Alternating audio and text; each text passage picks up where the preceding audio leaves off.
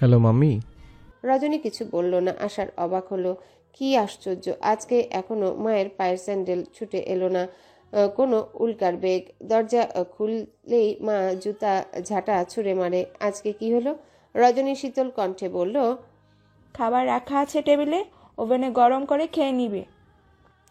আশার এগিয়ে গিয়ে মায়ের হাত ধরে বলল, কি হয়েছে মা তোমার? কিছু হয়নি, ছাড় আমাকে। আশার মাকে জড়িয়ে ধরে বলল, খুব বেশি রাগ করেছো মা? কার উপর রাগ করব আমি? আমার সবচেয়ে বেশি রাগ নিজের ভাগ্যের উপর। ভাগ্য ছাড়া কারোর সাথেই রাগ নেই আমার। আমাকে ছাড় তুই, ভাল লাগছে না। আশার কিছুই বুঝতে পারছে না। রজনী চলে গেল। আশার পায়ের মোজা খুলে সোফায় কিছুক্ষণ উল্টা হয়ে শুয়ে রইল। অনেক সময় বসে থেকে কোমর ব্যথা হয়ে গেছে তার। মায়ের ব্যাপারটা নিয়ে ভাবছে আশার। কি হলো মায়ের? রুমে গিয়ে রজনী শুয়ে পড়ল। সিরাজুল ইসলাম বুঝতে পারছেন না কোথায় কোন সমস্যা হয়েছে। রজনীর আজকের ব্যবহার তার একেবারেই অচেনা লাগছে। শোয়ার আগে তিনি সবসময় পড়েন। রজনী রুমে ঢুকেই চেঁচায় প্রতিদিন লাইট অফ করার জন্যে। অন্ধকার না হলে রজনী ঘুমাতে পারে না, অথচ আজকে আলো জ্বলছে তাতেই শুয়ে পড়ল। কিছু জিজ্ঞাসা করারও সাহস পাচ্ছে না। লাইট অফ করে তিনিও শুয়ে পড়লেন। অন্ধকার হয়ে যাওয়ার পর রজনীর ভিতরে সব যন্ত্রণা যেন দ্বিগুণ হয়ে গেল। চাদর মুড়ি দিয়ে নিঃশব্দে বালিশ খামচে ধরে রজনী কাঁদতে লাগলো। সিরাজুল ইসলাম বুঝতে পারছেন না বিছানা এত কাঁপছে কেন। উঠ করে মনে হলো রজনী কাঁদছে না তো। দ্রুত উঠে রুমের লাইট অন করলেন। তিনি রজনীর মাথা থেকে চাদর সরাতে দেখেন রজনী ঘুমিয়ে আছে, সব ঠিকঠাক আছে। তাহলে এতক্ষণ কেন মনে হচ্ছিল রজনী কাঁদছে, নাকি মনের ভুল? বুঝতে পারছেন না কিছু। আবারও লাইট অফ করে শুয়ে পড়েন তিনি। ঘুমে চোখ বুজে আসার আগ মুহূর্তে মনে পড়ল রজনী কখনো চাদর মুড়ি দিয়ে ঘুমায় না। ওর দম বন্ধ লাগে। ভীষণ শীতেও রজনীর হাত আর মাথা কম্বলের বাহিরে থাকে, অথচ আজকে সে চাদর মুড়ি দিয়ে শুয়েছে কেন? ঘুমের জন্য আর কিছু ভাবতে পারলেন না, ঘুমিয়ে গেলেন। রজনীও ঘুমিয়ে গেল কিছুক্ষণ পর। বুকে যতই যন্ত্রণা থাকুক, ক্ষত থাকুক, মলম নিয়ে কেউ এগিয়ে আসবে না। দ্রুত না ঘুমালে সকালে উঠতে দেরি হয়ে যাবে, সকালের রান্নায়ও দেরি হয়ে যাবে। মহুয়া বেগমের ঠিক সময়ে নাস্তা ওষুধ হাজির না হলে চেঁচামেচি করেন তিনি। কষ্টেও হাসে রজনী। কি একটা জীবন তার! একটু কষ্ট পেলে যে রাত জেগে কাঁদবেন তাও পারেন না। একটা নির্ঘুম রাত কাটিয়ে যে দুঃখ বিলাস করবেন তাও হয় না। রেসের ঘোড়ার মতো ছুটছেন, এই তো জীবন। জমিরনের দুই হাতে মাছের রক্ত। আজকে মালিহাকে পাত্রপক্ষ দেখতে আসবে। জমিরন মাছ কাটছে, সাবিহা মুরগি কষাচ্ছে। তেজপাতা, দারচিনি, এলাচের একটা মিষ্টি গন্ধ চারিপাশে। সাবিহা আনমনা হয়ে বলল, ভাবির হাতের রোস্ট খুব স্বাদ হইতো না মা? জমিরন দীর্ঘ নিঃশ্বাস ফেলে। ওই বজ্জাতের কথা তার এই বোকা মেয়েটা কেন এত বেশি মনে করে? এই মেয়েটা কেন এত বোকা হলো? নিজের চোখের সামনে কত কিছু ঘটে যাচ্ছে, অথচ সে কিছুই বুঝতে পারে না। জমিরন কথা বাড়ায় না। মাছ ভাজা হলেই রান্না শেষ হবে। মালিহাকে দ্রুত বিয়ে দিয়ে ছেলের জন্য বউ আনবেন ঘরে। দুপুরে পাত্রপক্ষ এলো। দুপুরে খাওয়ার পর পাত্রপক্ষ জানিয়ে গেল মালিহাকে তাদের পছন্দ হয়েছে। জমিরন স্বস্তি পায় শুনে। যত তাড়াতাড়ি সম্ভব মেয়েটার বিয়ে হলেই সে বাঁচে। জমিরন এদিক ওদিক তাকিয়ে মালিহাকে দেখে। মালিহাকে খুব হাস্যোজ্জ্বল লাগছে। পাত্র নিজে আলাদা করে মালিহার সাথে কথা বলেছে। মালিহাও সম্ভবত রাজি। জমিরন সাবিহাকে ডেকে বলল, তোর বোনেরে একটু জিগাতো, ওর কি মতামত? সাবিহা অবাক হয়ে বলল, মা যে কি কর, ওর কি জিগামো আবার? ওর আবার কিসের মতামত? মতামত দিব আমরা অভিভাবক। আমার বিয়ের সময় তো আমার মতামত লাগে নাই মা, আপনি আর ভাই মিলেই তো দিলেন। জমিরন সাবিহার দিকে তাকায়। তার দৃষ্টিতে মায়া নাকি হতাশা সাবিহা বুঝতে পারে না। চোখের ভাষা যদি বুঝতে পারত সাবিহা, তাহলে আরো আগেই বুঝে যেত তার স্বামী কাদের তার ছোট বোনের দিকে কেমন নোংরা নজরে তাকায়, আর তার ছোট বোন কেমন কামনার দৃষ্টিতে তাকায়। নেহাত এত সূক্ষ্ম দৃষ্টি বা চিন্তা শক্তি কোনোটাই সাবিহার নেই বলে এখনো সব তার আড়ালে আছে। জমিরন বলল, না, আসলে সাদিক আলীর লগে তো বিয়া একরকম ঠিক হইয়াই ছিল। ওইখানে তো ওর মন বসছে। ওই হারামজাদা তো আরেক হারামজাদি নিয়ে ভাগছে আমার পুলা মাইয়া দুইজনের মন ভাইয়া। এই মালিহা কি সেসব ভুলতে পারছেনি? জানার দরকার আছে না? বিয়া তো একদিনের জন্য না, আজীবন থাকবো। সাবিহা মুখ বাঁকিয়ে বলল, কি জানি আম্মা, তোমার ছোট মাইয়ের মতো তো শিক্ষিত হই নাই। আইয়ে পাশ দিতে পারি নাই, মেট্রিক দিতেই বিয়ে দিয়ে দিছ। এত কিছু বুঝি না। আচ্ছা জিগাই। সাবিহা উঠে মালিহার রুমে যায়। মালিহার বিছানায় বসে বলল, আম্মা বলছে তোরে জিগাইতে, তোর কি মতামত, তুই কি কস? আমার আবার কি মতামত থাকবো? তোমরা যা কইবা তাই হইব। সাবিহা উঠে গিয়ে মাকে বলল, মালিহা রাজি আছে আম্মা। আপনি শুভ দিন দেখা শুভ কাজ সাইডা ফেলেন। জমিরন খুশি হতে চেয়েও খুশি হতে পারেন না। বিয়ে না হওয়া পর্যন্ত জমিরনের বুকের পাথর নামবে না। রাতে কাদের এলো শ্বশুর বাড়িতে। আজকে দুপুর থেকে মালিহা তার সাথে কথা বলা বন্ধ করে দিয়েছে। কাদেরের মাথা গরম হয়ে আছে। মালিহার রুমের দরজা বন্ধ। কাদের বাহির থেকে মালিহাকে ডাকে। আজকে আর মালিহা দরজা খুলল না। দুলাভাইকে এখন আর তার দরকার নাই। কাদের কিছুক্ষণ বাহিরে দাঁড়িয়ে ডাকাডাকি করলো। তারপরেও মালিহা দরজা না খোলায় গালাগালি করতে লাগলো। এই পর্যন্ত মালিহার পেছনে কম খরচ করেনি কাদের। এক ভরি দিয়ে একটা গলার চেনও বানিয়ে দিয়েছে সে মালিহাকে। যখন যা খেতে চেয়েছে তাই এনে খাইয়েছে। দুইবার দুটো স্মার্টফোন দিয়েছে। জামা কাপড়ের তো হিসেবই নেই। অথচ শালি এখন অন্য কাউকে বিয়ে করে নিচ্ছে। কাদের এই বিয়ে হতে দিবে না। মালিহা তাকে বলেছিল সাবিহাকে তালাক দিতে, সে তাহলে কাদেরকে বিয়ে করবে। অথচ শালি এখন পোল্টি নিয়ে নিল। জমিরন অনেকক্ষণ ধরে কাদেরের গালাগালি শুনছিল। এরপর আর সহ্য করতে না পেরে বলল, জামাই, ও মনে হয় ঘুমিয়ে গেছে, ওর শরীর ভালো নাই। তুমি এখন যাও বাবা, যা হওয়ার হইছে। আমার মেয়ে দুইটার জীবন নষ্ট করিও না। আপনার মেয়েগো কি জীবন নষ্ট? আমার যে লাখ লাখ টাকা নষ্ট হইল তার বেলায় আপনার মাইয়া আমার থেকে কত কিছু নিছে। আপনি নিজেও তো জানতেন। খাওন তো মা মাইয়া একসাথে খাইছেন, এখন সব ভুলে গেছেন। জমিরন বুঝতে পারছে না কি করবে। সে এত অসহায় লাগছে কেন তার। সাবিহা জানতে পারলে কি হবে। তার বড় মেয়েটা সহজ সরল বলেই মালিহা বোনকে এভাবে বোকা বানাতে পেরেছে। এখন যদি জেনে যায় সব, সাবিহা কি মাকে ক্ষমা করতে পারবে? কাদের বলল, আমি যাইতেছি আম্মা, কিন্তু আবার আসবো। এই বিয়া আমি হইতে দেব না, মনে রাখেন। আপনার বড় মাইয়ারে তালাক দিলে মালিয়া আমারে বিয়া করব কইছে। আমিও তাই করব। আমি মালিয়ারই বিয়া করব। ও জামাই, এসব কি কও? তোমার আর সাবিহার দুইটা বাচ্চা আছে, সব ভুলে যাবা তুমি। আমার সাবিহার কি হইব? সাবিয়ার কথা তো আপনি আগে ভাবেন নাই আম্মা, এখন আর এইসব বলে লাভ নাই। মালিহা বাহিরে তর্কাতর্কি শুনে বের হয়ে এলো। কাদের মালিহাকে দেখে এগিয়ে গিয়ে হাত চেপে ধরে বলল, তুই আমার ধোকা দিয়ে বিয়ে করবি আরেক বেটার লগে? বিয়ে করবি? এত সোজা? মালিহা কাদেরের হাত ধরে বলল, আরে ধুর দুলাভাই, এসব কি কন? ওরা তো দেখতে দেখতে আসলেই কি বিয়া হয় নাকি? আমি নিজেই তো রাজি না। আপনি এসব ভাইবা মাথা গরম করতেছেন কেন? কাদের শান্ত হয় মালিহার কথা শুনে। কাদের চলে যেতে জমিরন মালিহাকে ধরে। আর পারছে না এসব চাপ নিতে। মালিহা হেসে বলল, মা, এত বোকা কেন তুমি? দুলাভাইয়ের ছুটি তো আর 1 সপ্তাহ আছে। এরপর উনি আবার সৌদি চলে যাবে। উনি গেলে আমার বিয়ের ব্যবস্থা করবা। এখন এসব আলোচনা বন্ধ করো। জমিরন বুঝতে পারে মেয়ের হিসাব। রজনীর সকাল শুরু হলো ব্যস্ততা দিয়ে। গতকালের বৃষ্টিতে ছাদের বৃষ্টির পানি জমা করার পানির সব ড্রাম পাতিল ভরে গেছে। নির্জন নীরব বর্ষা সবাইকে পাঠিয়ে দিল পানি সব নিচে নামিয়ে আনতে বোতলে করে। বৃষ্টির পানি দিয়ে রজনী রান্না করে। মুহা বেগমের খাবার রান্না করতে হবে আগে। উনি ঝাল খেতে পারেন না মোটেও। ওনার জন্য সব রান্না আলাদা করতে হয় রজনীকে। রজনী আগে শাশুড়ির রান্না বসালো আর সবার জন্য চা বসালো। সিরাজুল ইসলাম অফিসে যাবেন। নাস্তার টেবিলে গিয়ে দেখেন রজনী ছোটাছুটি করছে কাজ নিয়ে। সিরাজুল ইসলামের চিন্তা কমলো স্ত্রীকে আগের রূপে দেখে। রজনী সিরাজুল ইসলামের জন্য রুটি আর ডিম ভাজি এনে দিলেন। তারপর ছুটলেন আশারকে ডাকতে। ছাদের পানির ট্যাঙ্ক পরিষ্কার করতে হবে। প্রতি মাসে একবার ট্যাঙ্ক পরিষ্কার করে আশার। সকাল সকাল না তুলে দিলে এই ছেলে আবার কখন কোথায় চলে যাবে কে জানে। এমনিতেই তো সারাদিন খুঁজে পাওয়া যায় না। আশারের রুমে ঢুকে রজনীর রাগ উঠে গেল। এটা কি কোনো রুম নাকি গোয়াল ঘর? কি একটা অবস্থা করে রেখেছে এই ছেলে। রজনী চুল টেনে আশারকে বিছানা থেকে নিচে নামায়। ঘুম ভাঙতে আশার দেখে মা আবার আগের ফর্মে চলে গেছে। হেসে বলল, গুড মর্নিং মাদার। তোর গুড মর্নিং এর খেতা পড়ি আমি। এটা কি রুম নাকি গোয়াল ঘর আমারে বল। আমার কি কোনোভাবে গরুর বাছুরের মতো লাগে মা? বরাবর 6 ফুট লম্বা আমি। কোনখান দিয়ে মনে হয় আমি গরু? এই যে গোলঘর হইব কেন? কোনো মানুষ ঘর তো এরকম হয় না। গোয়াল ঘর আরো সুন্দর থাকে। তোর কোনো লজ্জা নেই। কেমনে এখানে ঘুমাস? শরীর কুটকুট করে না? মা, রাজনীতি যারা করে তারা দেশকে নিয়ে চিন্তা করে, দেশকে নিয়ে ভাবে। নিজের কথা ভাবার সময় কোথায় মা?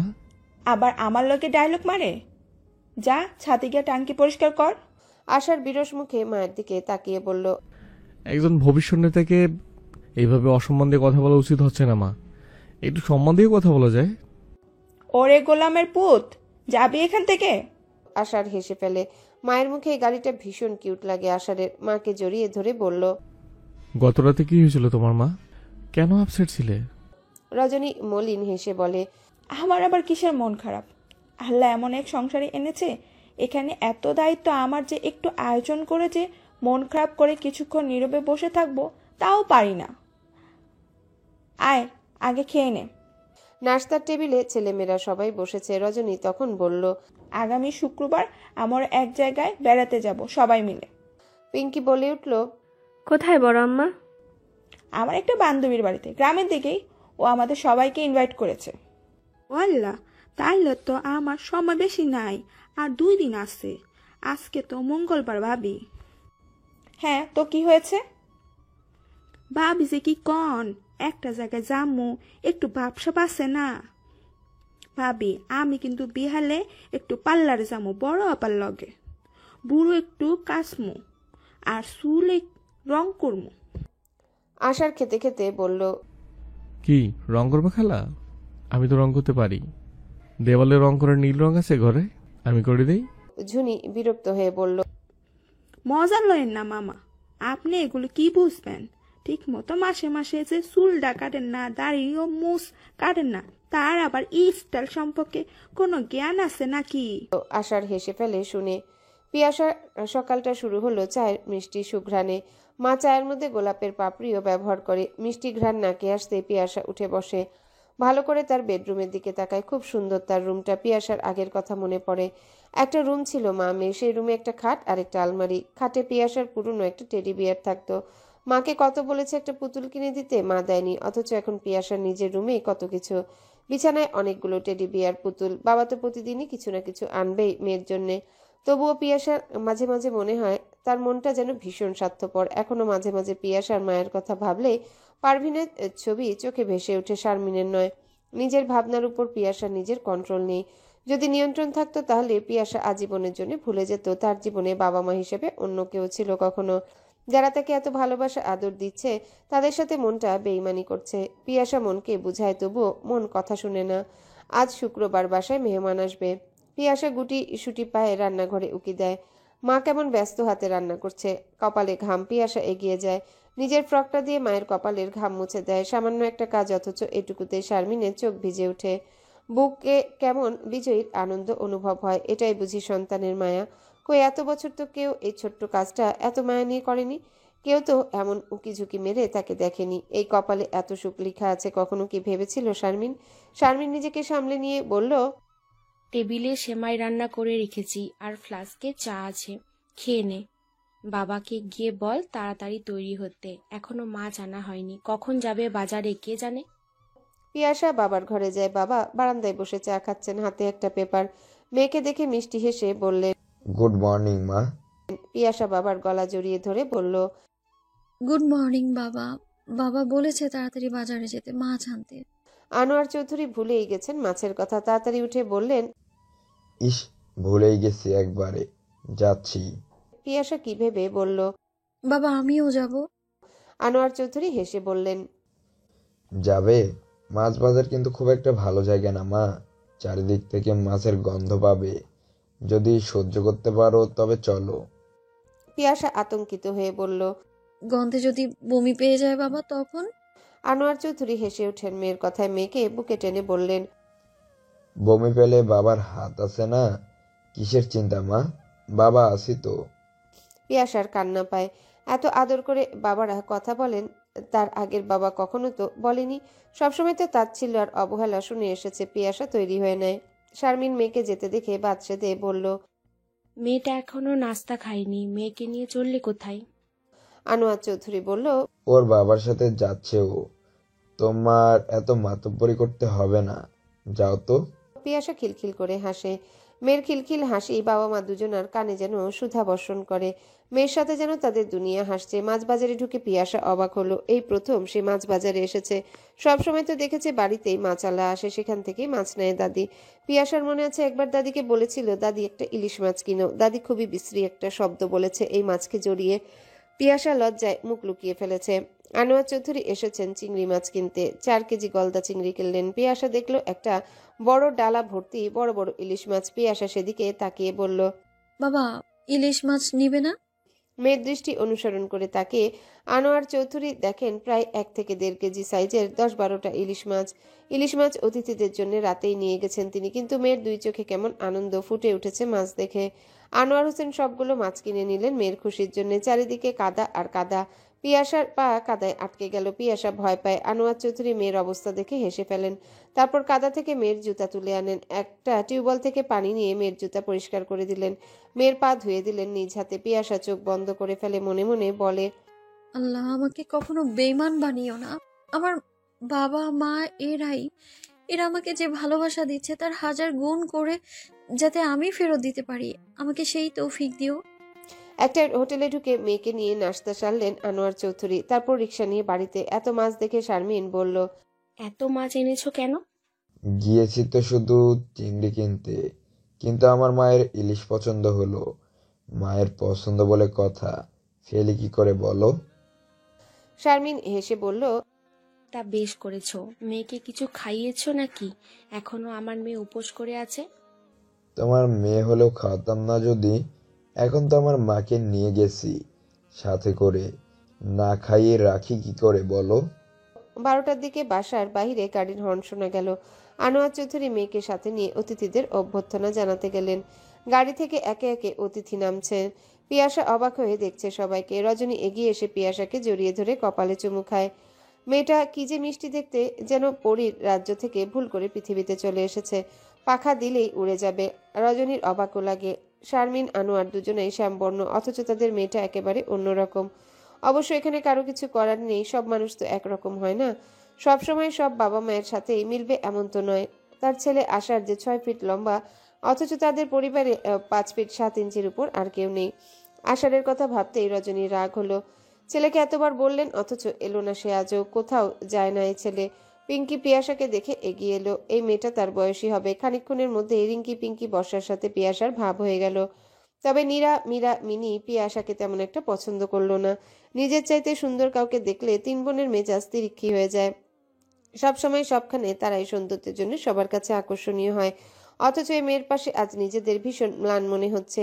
3 বোন একসাথে ঘুরতে লাগলো আলাদাভাবে। শিরিন বিরক্ত হয়ে সোফাগুলো দেখছে। এক ফাঁকে ছোট ভাই মিরাজুল ইসলামের বউ নার্গিসকে ডেকে বলল, নার্গিস দেখে যা। বড় ননদকে নার্গিস খুব একটা পছন্দ করে না, তবুও এগিয়ে এলো। শিরিন বলল, এরা কেমন মানুষ দেখ না, এগুলো কোনো সোফা হইছে?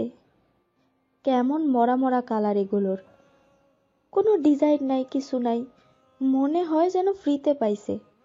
রজনী পাশ দিয়ে যাওয়ার সময় কথাটা শুনতে পেল। নিজের বান্ধবীর অপমান যেন রজনীর নিজের গায়ে লাগলো। এগিয়ে এসে বলল, আপা এগুলো ব্র্যান্ডের ফার্নিচার, সবসময় নিজের পছন্দ দিয়ে অন্যকে জাজমেন্ট করতে যাবেন না আপা। আপনার পছন্দ আপনার কাছে, সবার পছন্দ এক না। শিরিন সাথে সাথে বলল, আমারে ব্র্যান্ড শিখাইতে আইসো না, আমরা জমিদার বংশের মাইয়া, তুমগো থেকে অনেক বড় খানদান আমাদের। রজনীর ইচ্ছে করলো একেবারে জুৎসই একটা উত্তর দিতে, কিন্তু বান্ধবীর বাড়িতে সিন ক্রিয়েট করতে চায় না ভেবেই চুপ করে চলে গেল। মিনি এসে মাকে বলল, এদের মেয়েটাকে দেখেছো মা? কেমন বিদেশিদের মতো দেখতে, তাই না? শিরিন ভালো করে খেয়াল করেনি পিয়াসাকে। মেয়ের কথা শুনে এগিয়ে গিয়ে ভালো করে দেখে। তারপর পিয়াসার হাত ধরে বলে, এই মেয়ে, তোমার কি শ্বেতরোগ আছে নাকি? পিয়াসা অবাক হয়ে বলে, শ্বেতরোগ কি আন্টি? নীরামিরা হেসে উঠে। বেশ হয়েছে, মা ভালো একটা কথা বলেছে। শিরিন বলল, হ্যাঁ শ্বেত মনে হচ্ছে। নীরা, মীরা, মিনি, সাবধানে থাকিস, দূরে দূরে থাকিস, শ্বেতরোগ হইব আবার বেশি মাখামাখি করলে। পিয়াসা বুঝতে পারলো না কি বললেন এই আন্টি। রজনী, নার্গিস, মহুয়া বেগম, ঝুনির সাথে শারমিন কথা বলছে। এমন সময় পিয়াসা মার কাছে যায়। মাকে জড়িয়ে ধরে বলল, মা শ্বেতরোগ কি? আমার কি শ্বেতরোগ? শারমিন চমকে উঠে, কি বলছে মেয়ে সব? রজনীর মুখ রক্তশূন্য হয়ে যায়। এই মহিলাকে আনার কোনো ইচ্ছে ছিল না রজনীর। এই যে বিষাক্ত সাপের মতো সবখানে বিষ দাঁত ফুটাতে থাকে, তা রজনী আর নার্গিসের চাইতে ভালো কে জানে। পিয়াসা বলল, ওই আন্টিটা বলেছে আমার নাকি শ্বেতরোগ। ওনার মেয়েদের বলেছে আমার থেকে দূরে থাকতে, নয়তো শ্বেতরোগ হবে নাকি। মহুয়া বেগমের মুখ গম্ভীর হয়ে যায় শুনে। নিজের বড় মেয়ের উপর ভীষণ রাগ হয়। এই মেয়েটা এরকম কেন? স্থানকাল কিছুই বুঝতে পারে না। ঝুনি খালা এগিয়ে এসে পিয়াসাকে বলল, ওই আন্টির কথা ভাইবো না তো আম্মা। ওই আন্টির মাথা স্কু একটু লুজ।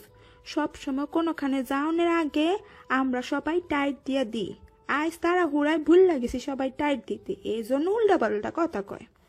রজনী অপরাধী চোখে তাকায় শারমিনের দিকে। শারমিন হেসে বলল, তুই এত মন খারাপ করছিস কেন? আমি সবই বুঝি। ননদ যে কত বড় কাঁটা তা আমি জানি রজনী, ভাবিস না। ভাগ্যিস আমাকে বলেছে মেয়ে। ওর বাবা শুনলে আজকে তো ননদের কপালে দুঃখ ছিল। মেয়ের ব্যাপারে এক চুলো ছাড় দিতে রাজি না চৌধুরী। রজনী কৃতজ্ঞ চোখে তাকায়। খেতে বসে আনোয়ার চৌধুরী মেয়েকে নিজের বাম পাশে চেয়ারে বসালেন। পিয়াসা খেয়াল করে দেখল বাবা উঠে তার চেয়ারটা টেনে দিয়ে তাকে বসিয়ে তারপর নিজে বসেছেন। পিয়াসার বুকের ভেতর কেমন তোলপাড় করতে লাগলো। এই মানুষটার এত ঋণ কি এই জন্মে পিয়াসা শোধ করতে পারবে? সব ঋণ শোধ হয়, কিন্তু ভালোবাসার ঋণ শোধ হয় কি দিয়ে? এই মানুষটাই কেন তার জন্মদাতা হলো না?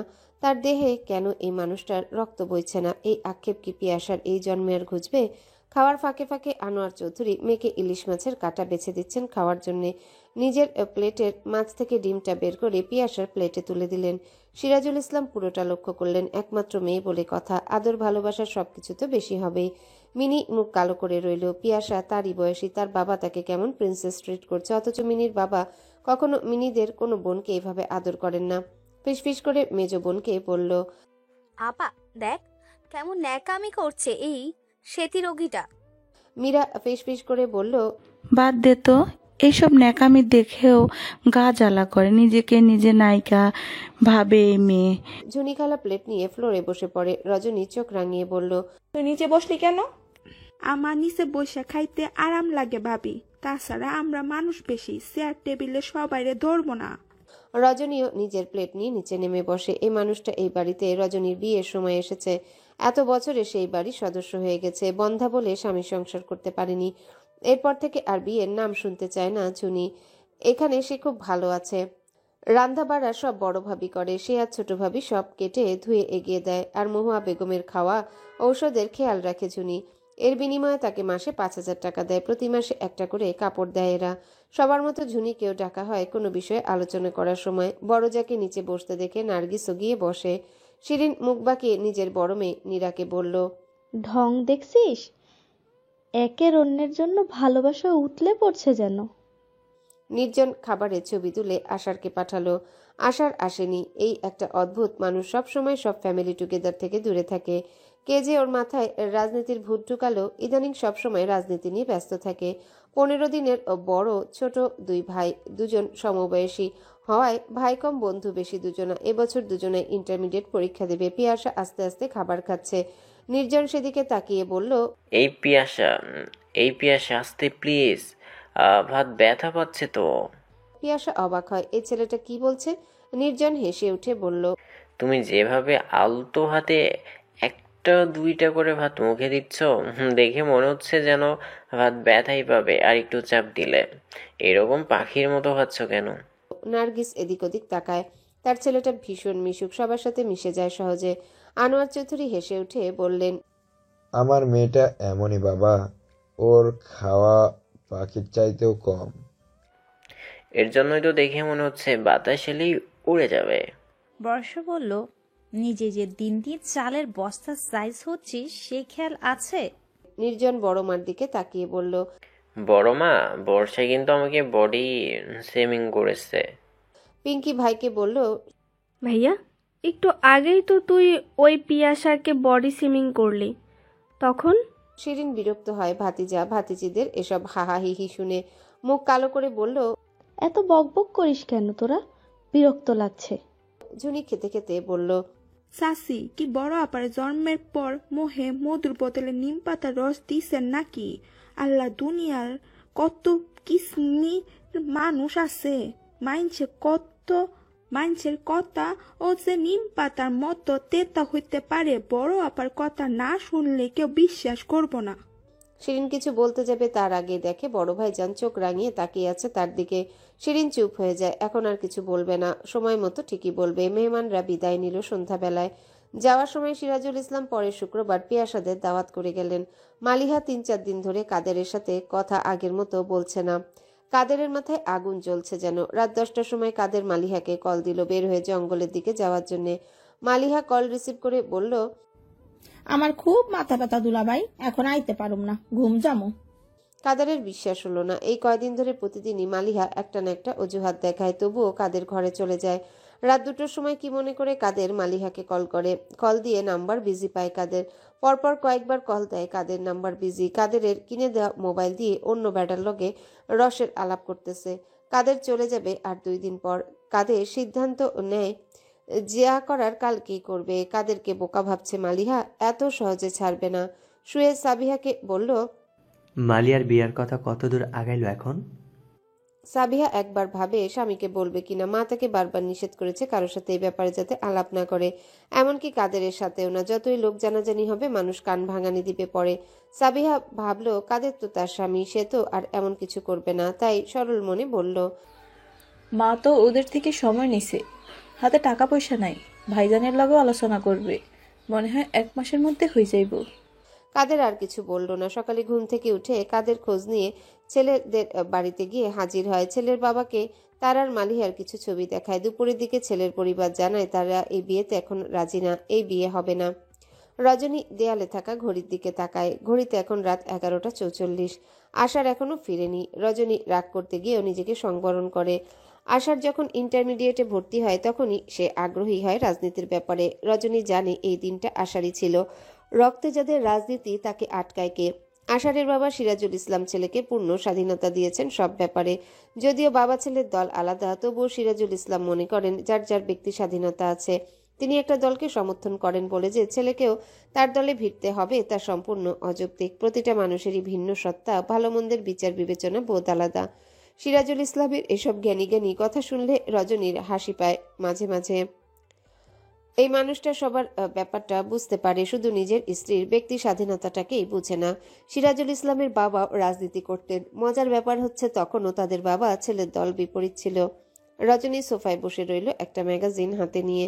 বসে থাকতে থাকতে দেখলেন নির্জন এসেছে নিচে, হাতে একটা বই। ফ্রিজ থেকে একটা ঠান্ডা পানির বোতল নিয়ে 2 ঢোক পানি খেয়ে আবারও চলে গেল। রজনী মুগ্ধ হয়ে দেখে ছেলেটা এসব উল্টাপাল্টা কোনো কাজে নেই, সব সময় বাড়িতে থাকবে পড়বে, অথচ তার নিজের ছেলে তাকে হারিকেন দিয়ে খুঁজেও পাওয়া যায় না। কোনো সামাজিক অনুষ্ঠানে তার খোঁজ পাওয়া যায় না, সব সময় সে ব্যস্ত থাকে।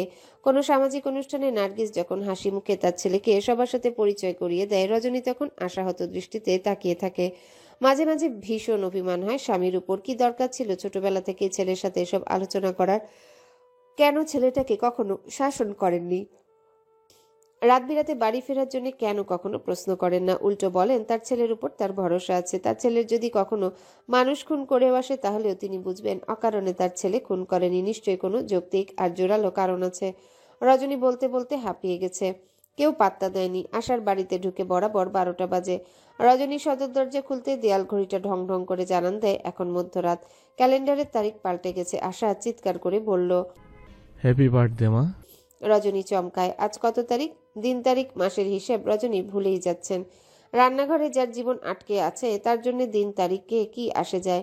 যারা চাকরি করে তাদের জন্য দিন তারিখের গুরুত্ব আছে, তাদের ছোটাছুটি আছে, তাই হিসেব রাখতে হয়। রজনীর যেই চাকরি সেখানে মৃত্যু ছাড়া কোনো ছুটি নেই, তাই এখানে দিন তারিখের কোনো হিসেব নেই। তবুও কেন জানি মনটা আনন্দিত হয়ে ওঠে। এত বড় বাড়িতে এত মানুষ, এত ব্যস্ততার মধ্যেও অন্তত নিজের ছেলেটা তো তার মায়ের কথা মনে রেখেছে। রজনীর 2 চোখ ভিজে ওঠে। আশার কেক, একটা শপিং ব্যাগ আর ফুল নিয়ে দাঁড়িয়ে আছে। রজনী চোখের জল আড়াল করে বলল, এসবের মানে কি? আশার হেসে বলল, তোমার জন্মদিন মা, আমরা সেলিব্রেট করব না? রজনীর মনের আনন্দ হুট করে বেদনায় রূপ নিল। ছেলের মনে আছে অথচ যেই মানুষের সংসার করছেন তিনি বেমালুম ভুলে আছেন। আশার বলল, বাবা কই মা? বাবাকে ডাকো। তার কি দরকার? সে সবসময় এসব ভুলেই থেকেছে, আজও ভুলে থাক। না মা, এভাবে বলো না। বাবাই তো আমাকে বলেছিল আজকের কথা। তুমি দাঁড়াও, আমি বাবাকে ডাকছি। রজনী হতবাক হয়। কি বলেছে ছেলে? আশার ছুটে যায় বাবাকে ডাকতে। সিরাজুল ইসলাম শুয়ে পড়েছেন। আশার এসে ঝাঁকি দিয়ে তাকে ডাকলো। হঠাৎ ঝাঁকুনি খেয়ে সিরাজুল ইসলামের মনে হলো ভূমিকম্প হচ্ছে বুঝি। লাফিয়ে উঠে বললেন, ভূমিকম্প ভূমিকম্প। আশার বাবার হাত ধরে বলল, আরে বাবা আস্তে, কোনো ভূমিকম্প হয়নি, তবে একটু বড় হবে। সিরাজুল ইসলাম ধাতস্থ হয়ে বললেন, কি বলছিস? ভূমিকম্প হবে?